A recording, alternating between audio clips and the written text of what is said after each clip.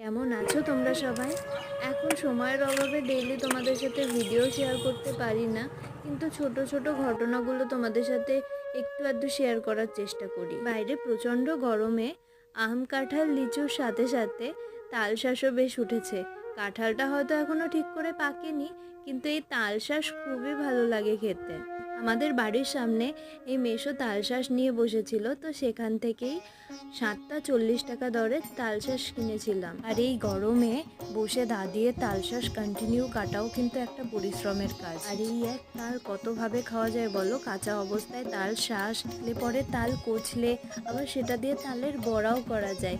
আর তালের আটি অনেক দিন রেখে দিয়ে তার মধ্যে দিয়ে ফোপড়া বের করে তালের ফোপড়া খেতেও অনেক ভালো লাগে। তো তোমরা কি এই ফোপড়া কখনো খেয়েছো? আর এর টেস্টটা কেমন লাগে তোমাদের আমাকে অবশ্যই কমেন্ট করে জানিও। আর আমি চেষ্টা করব তোমাদের সাথে